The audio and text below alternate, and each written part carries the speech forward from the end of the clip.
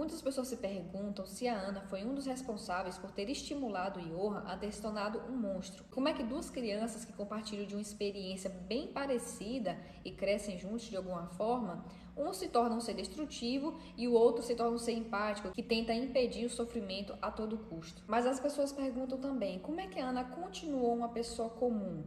Uma pessoa que estuda, sorri, trabalha, faz tudo que uma pessoa que passou pelo que ela passou não faria. Para entender isso, a gente faz uma leitura dos 3 momentos mais importantes da vida dela: a infância, o trauma e aquele momento que ela passa a viver como Nina Fortner. Começando na infância, bem antes do trauma, aconteciam já coisas em comum na casa dessa família, da Ana, do Johan e da Dona Vera, que é a mãe deles. Ela já costumava a vestir os dois exatamente iguais. Eu não estou falando daquela dinâmica tradicional de vestir gêmeos com roupas parecidas, mas era como se ela estivesse criando 2 fragmentos de uma pessoa só. Além disso, eles tinham que viver juntos o tempo inteiro e escondidos.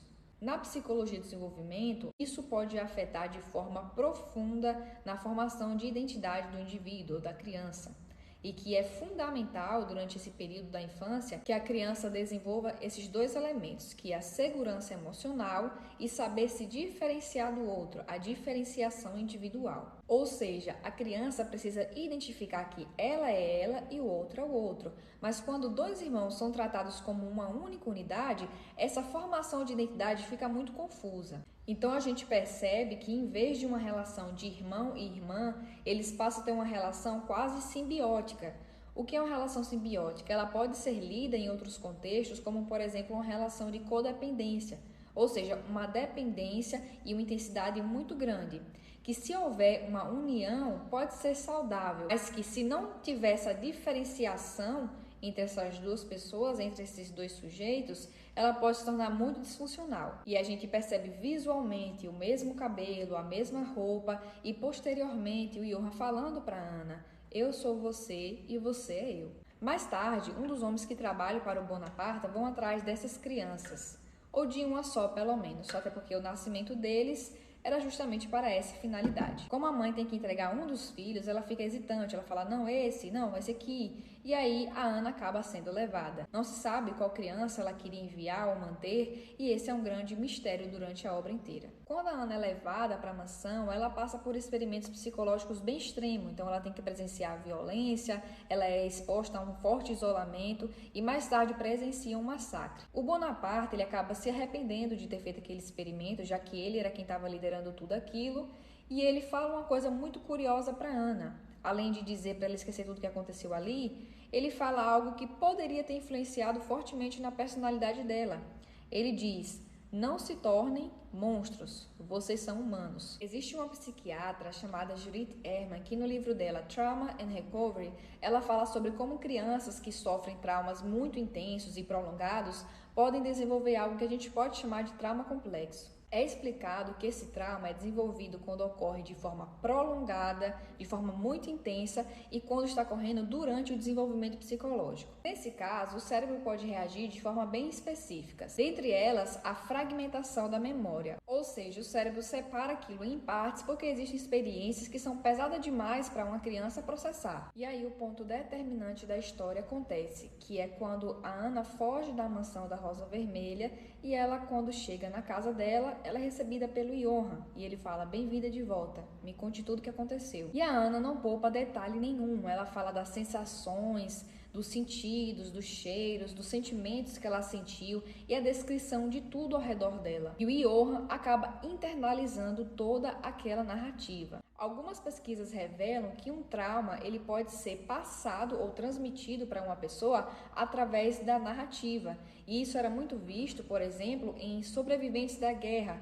Os filhos passavam a sentir as experiências ou guardar aquelas memórias como se fossem deles, mesmo que tivessem sido contadas por suas figuras ou outras pessoas. No caso de gêmeos, isso é muito mais intenso ainda, porque se eles já eram criados como se fossem a mesma pessoa e estavam tendo experiências parecidas, convivendo junto, se um fala alguma coisa, o outro internaliza. E aí, com o passar do tempo, a memória da Ana foi misturando com a memória do Johan. Enquanto ela foi esquecendo, aquilo foi tomando forma e ganhando força dentro dele. Com o trauma da Ana internalizado no Johan, ele acaba desconfiando de todo mundo, especialmente adultos. Então ele acaba desvivendo os próprios pais adotivos dele e da Ana, fazendo com que ela entrasse em um colapso psicológico. Dessa vez acontece algo que é bem fundamentado na psicologia do trauma, aquilo que a gente chama de amnésia dissociativa. Então, em vez da Ana ir esquecendo aos poucos, ela bloqueia de vez o passado. O psiquiatra Van der Kolk é um dos maiores especialistas em traumas do mundo. Ele também é autor do The Body Keeps the Score, que traduzindo significa algo como o corpo guarda marcas. E ele explica que quando algumas experiências são traumáticas demais, o cérebro pode separar essas memórias da consciência. Ou seja, a pessoa continua vivendo a vida dela, mas é como se aquela parte da história ficasse isolada. Por isso que a gente vê a Ana sorrindo, vivendo normalmente, estudando, como Nina Fortner. E quem vê de longe pensa que ela nunca passou por nenhum problema na vida. Tanto que em outro episódio, uma moça até fala, que parece que ela não tem problema nenhum, que ela nunca teve que se preocupar com nada, porque ela é uma menina inteligente, uma menina bonita, sociável e tudo mais. E ela fica meio confusa quando, na verdade, nesse período é quando a Nina está começando a descobrir algumas coisas do passado, coisas terríveis. E apesar de ela aparentar uma normalidade, uma naturalidade com a vida dela, não significa que o trauma sumiu, ele só ficou ali neutralizado, isolado. Mesmo depois de ter passado por essa experiência, muitas pessoas ficam muito intrigadas com o nível de resiliência que a Nina desenvolveu. E também há um ponto muito curioso do ponto de vista psicológico. Depois da separação com Yorra, após aquela tragédia da morte dos antigos pais adotivos, ela é adotada por uma nova família, que é um lar relativamente estável, ela constrói amizades, ela continua estudando, ou seja, ela passa por uma experiência que a psicóloga Ann Masser chamaria de resiliência no desenvolvimento. Para essa resiliência acontecer, precisaria de fatores simples, como, por exemplo, relações seguras, que ela constrói com os pais, com os amigos, ela faz boas amizades, estabilidade social, já que ela não passa por nenhum problema social visível dentro da série, ela parece ter uma vida bem estabilizada, e além disso, oportunidades educacionais. Ela tem oportunidade de poder cursar a faculdade que ela quer, o curso que ela quer, sem problemas nenhum. Então, como ela conseguiu construir boas relações, boas amizades e um bom relacionamento com os novos pais, passou a ter uma vida estável e também ter direito à educação, apesar dos traumas que ela passou, ela conseguiu continuar vivendo, tendo uma vida saudável e funcional até então. Até que ela desenvolve empatia, a capacidade de criar vínculos e senso moral. Só que essa felicidade não ia durar muito porque o seu irmão querido iria retornar. As memórias traumáticas, elas costumam reaparecer de forma bem quebrada. Às vezes é uma sensação física estranha que você não sabe dizer o que é, uma sensação, um sentimento muito intenso que você não sabe explicar qual é a razão, qual é a raiz, e às vezes flashbacks, imagens que ficam indo e vindo e às vezes aparecendo até em sonhos. E aí, nesse momento, a Nina precisa integrar duas identidades, a da Ana, a criança que viveu o trauma, e a da Nina, que passou a tentar viver uma vida normal. Eu sou o quê? Quem eu sou? Eu sou as duas? Eu sou uma só? Eu sou aquela? E esse processo de integração é difícil, mas é justamente ele que vai ajudar com que a identidade dela fique completa. A gente falou sobre a psicologia do trauma, só que no início eu contei para vocês sobre a questão da narrativa, tanto para quem está contando, tanto para quem está recebendo, e como é que ela pode influenciar no desenvolvimento de um trauma. Mas agora, voltando para o termo de narrativa, a gente vai falar um pouco mais aprofundado sobre como ela é importante na psicologia da personalidade. O psicólogo Dan McAdams explica que nós, seres humanos, fazemos algo chamado identidade narrativa,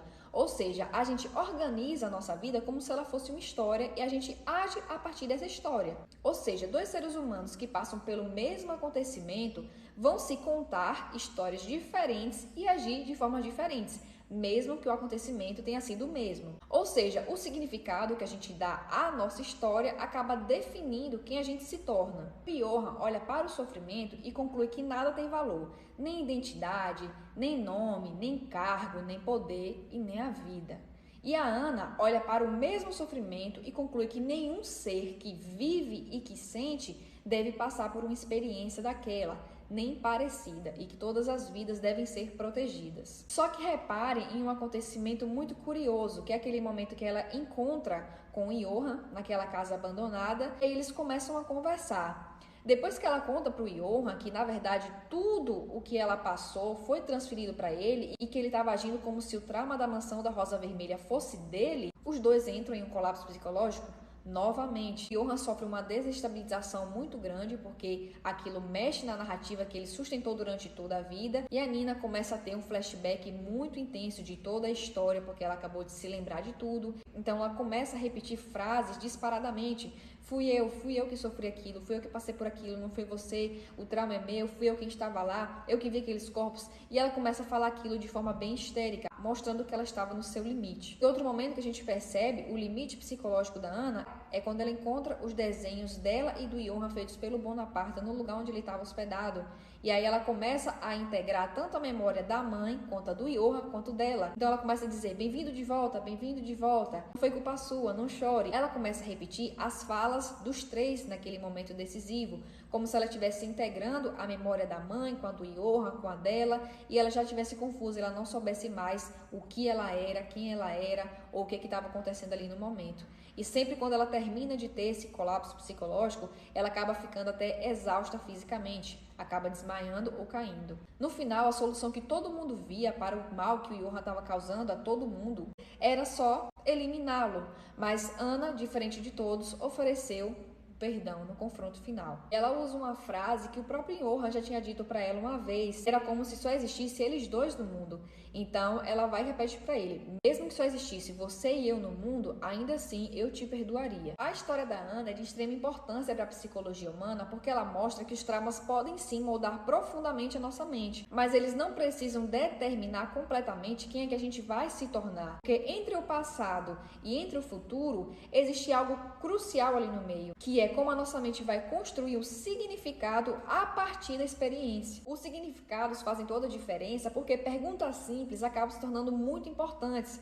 Por exemplo, a partir de um acontecimento muito terrível que te aconteceu, o que é que isso significou para você e o que é que você vai fazer a partir disso? E como é que você vai saber se suas intenções estão sendo moldadas por esse trauma ou não? O que é seu e o que é do trauma? Algumas pessoas falam que quando a Ana estava contando a história para o Johan, ela esqueceu de passar a última frase que o Bonaparte disse para ela, que é: não se torne um monstro, você é humana, ou não se tornem monstros, porque vocês são humanos.